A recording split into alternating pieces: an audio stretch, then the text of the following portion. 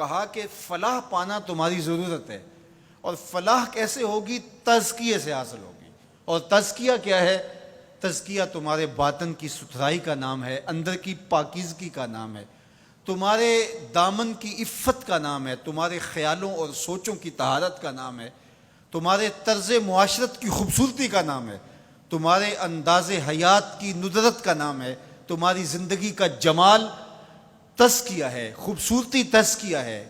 اللہ کی حرام کردہ چیزوں سے بچنا، اس کی ممنوعات سے محفوظ رہنا، حتیٰ کہ مکروہات سے بھی، اور یہاں تک کہ ایسی سوچ سے بھی، ایسے خیال سے بھی، ایسے وسوسے سے بھی اپنے آپ کو بچانا، اس کو تزکیہ کہا جاتا ہے۔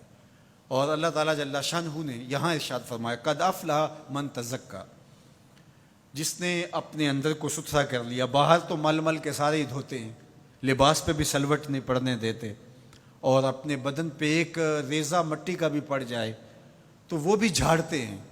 کہا یہ بھی اچھی بات ہے، اسلام ستھرائی کا دین ہے، صفائی کا دین ہے، لیکن اس سے کہیں زیادہ اہمیت ہمارے باطن کی صفائی کی ہے، ہمارے اندر کے ستھرا ہونے کی ہے۔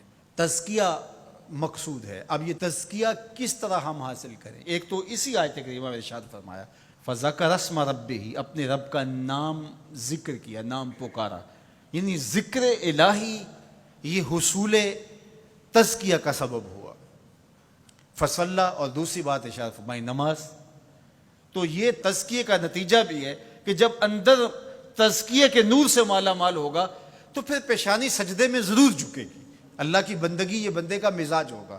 اور دوسرا یہ ہے کہ اگر یہ تم حاصل کرنا چاہو تو پھر تمہیں اس عمل سے بھی گزرنا پڑے گا، اور اللہ کا ذکر تمہارے اندر کے زنگ اتارے گا۔ تو جب دل کا زنگ اترا تو دل مزکہ ہو گیا، دل کو تزکیے کی دولت نصیب ہو گئی۔ اور دوسرے مقام پہ اللہ کے محبوب علیہ الصلوۃ والسلام نے دل کے زنگ اتارنے کا جو ایک نسخہ ارشاد فرمایا وہ یہ ہے کہ دل کا زنگ قرآن مجید کی تلاوت سے اترتا ہے۔ اب ذرا دیکھیے قرآن مجید میں بھی اس پر بڑی خوبصورتی کے ساتھ ارشاد فرمایا گیا۔ حضرت ابراہیم علیہ السلام کی جو دعا ہے ربنا وابعث فیہم رسولا، ابراہیم علیہ السلام اللہ کے گھر کی تعمیر کر چکنے کے بعد عرض گزار ہوتے ہیں کہ مالک تیرے گھر کی تعمیر کی، یقیناً تو اس کا بہتر صلہ عطا فرمائے گا، تو اپنی جناب سے جو اجر اور صلہ عطا فرمانا چاہتا ہے اس میں سے میری چاہت یہ ہے کہ تو وہ رسول برحق مبعوث کر دے جو ان پر تیری آیات کی تلاوت کرے۔ اور اس دعا کا ذکر اللہ تعالیٰ نے قرآن مجید میں کیا، اور جس مقام پہ دعا کی اس مقام کو بھی محفوظ رکھا۔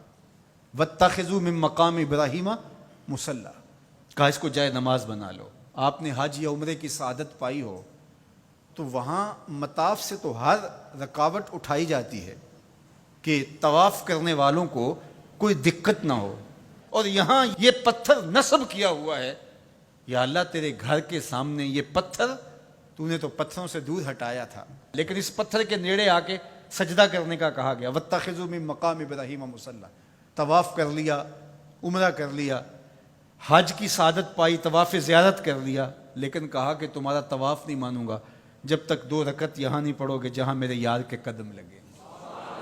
یا اللہ تیرے گھر کا طواف ہو گیا، کوئی کسر رہ تو نہیں گئی تھی؟ کہا محبت کی بولی جانتے ہو تو یار کا ڈیرا اچھا لگتا ہے، اتنی دیر تک تمہارا طواف ہی قبول نہیں جب تک یہاں ماتھا نہیں رگڑو گے جہاں میرے یار کے، میرے خلیل کے قدم لگے۔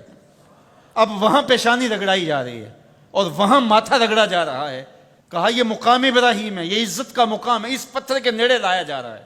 وہ بھی پتھر ہے، کالے رنگ کا پتھر ہے، لیکن اس کو چومنے کی تلقین کی، ادب سے چوما جا رہا ہے، عقیدت سے چھوا جا رہا ہے، پیار سے دیکھا جا رہا ہے۔ میں نے بوڑھے اشخاص کو بھی دیکھا کہ ہتھیلیوں پہ جان رکھ کے پتھر کو چومنے کے لیے بے چین ہے۔ اکلوتے بیٹے کو چومنے کے لیے ماں کی وہ تڑپ نہیں ہوتی جو اس پتھر کو چومنے کے لیے کلیجے کے اندر بے تابی اور ایک بے چینی اور اضطراب ہوتا ہے، مجھے ایک بوسہ میسر آ جائے۔ یہ تڑپ کیوں؟ یہ راز حضرت عمر نے کھولا۔ حجر اسود کو چوم رہے تھے اور چومنے سے پہلے بولے اے حجر اسود تجھے کبھی نہ چومتا اگر میرے حضور نے نہ چوما ہوتا۔ ہم نے قطرہ دیکھا نہ کبھی دریا پہ غور کیا، بس جہاں تیری جھلک نظر آئی وہیں ڈوب گئے۔ تو یہ عقیدتوں کے رنگ ہیں، یہ محبتوں کے روپ ہیں، یہ الفتوں کا ایک عجیب جہان ہے جو ہم نے یہاں آباد دیکھا۔ تو یہ پتھر ہو کر کے بھی عزتوں کا ظرف قرار پایا، اور اس کو سینے کعبہ کے اندر نصب کر دیا گیا، کہا یہ نشان ہے، یہ شاعر اللہ میں سے ہے، یہ جائے نماز بنا لو، یہ عزتوں کا ظرف قرار پایا۔ اس کو یہ عزت کیوں ملی؟ اس لیے کہ حضرت خلیل اللہ کے قدم لگے۔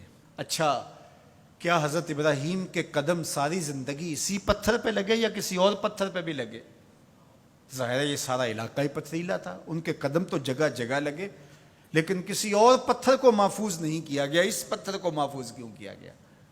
اس لیے کہ اس پتھر کی چھاتی پہ کھڑے ہو کے حضرت خلیل نے میرے رسول کے لیے دعا مانگی تھی۔ جہاں حضور کا ذکر ہوا وہ پتھر بھی نشان بن گیا اور موجود رہا۔